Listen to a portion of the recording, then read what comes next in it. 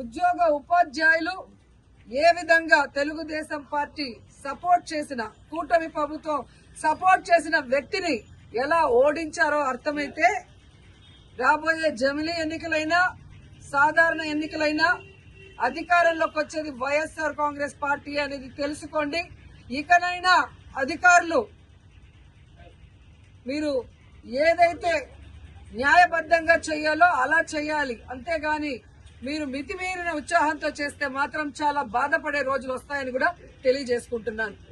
And ఈరోజు press ద్వారా ఈ రాష్ట్ర ప్రజలకి చెప్పాలనుకుంటున్నాను, అలాగే కూటమి ప్రభుత్వానికి కూడా చెప్పాలనుకుంటున్నా.